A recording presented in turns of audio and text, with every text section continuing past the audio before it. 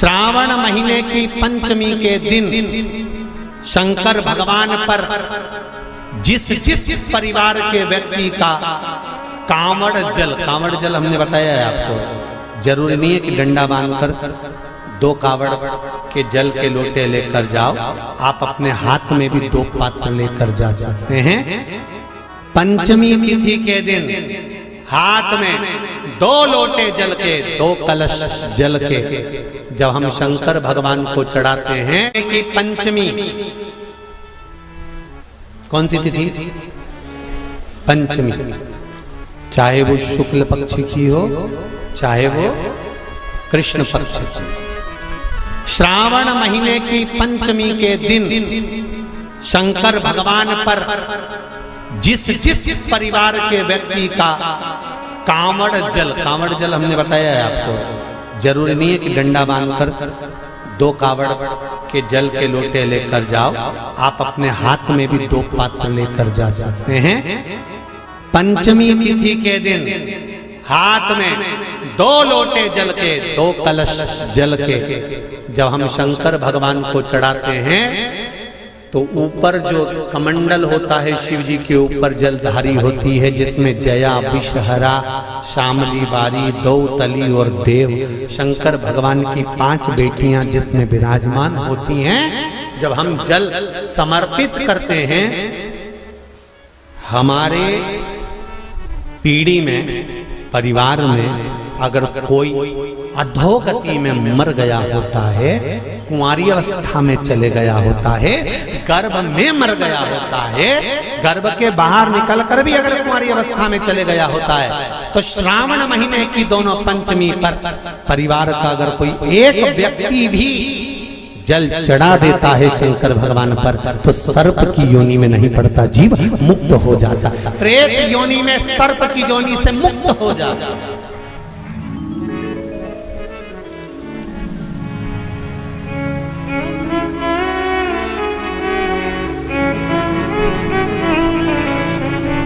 महाराज, हमारे यहाँ सांपों की पूजन कौन से दिन होती है, कौन सी तिथि में करते हैं? जम के बोलो जरा। नाग पंचमी। नाग पंचमी का मतलब क्या है? सांपों की पूजन करो। नाग पंचमी का मतलब होता है शंकर जी के मंदिर में जाकर 1 लोटा जल समर्पित कर दो। उसका कारण क्या है कि हमारे परिवार में, हमारे कुटुंब में कोई 7 कुटुंब में, परिवार में कोई 7 पीढ़ी के अंतर्गत भी अगर कोई जीव तड़प रहा होता है, पड़ा हुआ होता है, उसकी मुक्ति नहीं होती है, तो पंचमी का चढ़ा हुआ जल उस जीव को प्राप्त हो जाता है और वो जीव तर जाता है, उसका फिर जन्म नहीं होता, वो तर, इसको मुक्तता का,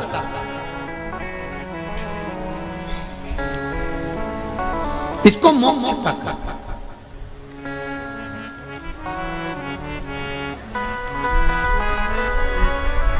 ये मुक्ति, ये मोक्ष, इसी को कहेंगे कि ये मुक्तता है।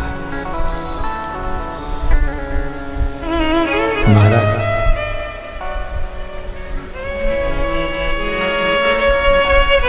पंचमी के दिन, चाहे नाग पंचमी हो, चाहे श्रावण महीने की शुक्ल पक्ष की, चाहे कृष्ण पक्ष की पंचमी हो, शिव जी पर जल चढ़ाया गया।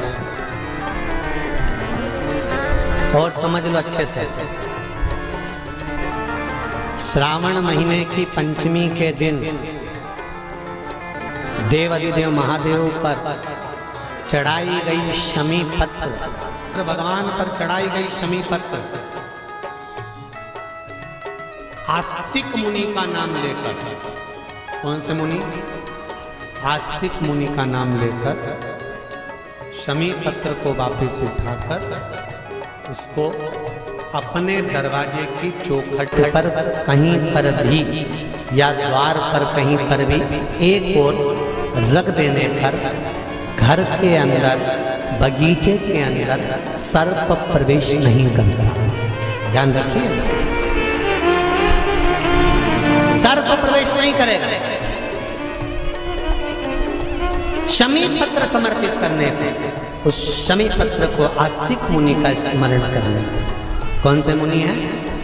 आस्तिक मुनि का स्मरण करने पर भीतर घर के अंदर बगीचे में सर्प भी प्रवेश नहीं। उस शमी पत्र में जया, विषहरा, श्यामली बारी, दौतली और देव, ये पांचों कन्याओं का भाव प्रकट हो जाता है और वो कन्याएं हमारे घर के द्वार की रक्षा करती हैं। तो जया, विषहरा, श्यामली बारी, दौतली, देव, ये उस घर में निवास करती हैं जिससे ये घर में हम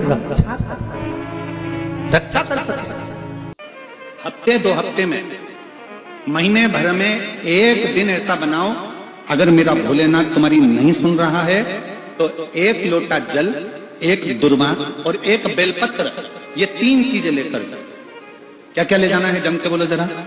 1 लोटा जल, 1 जम के दुर्वा और 1 बेलपत्र, 3 चीजें लेकर, और 3 चीजों को सबसे पहले जो लोटा भर के जल लेकर गए हो वो गणेश जी का स्थान जानते हो ना सब लोग, समझना जरा अच्छे से समझ लीजिएगा।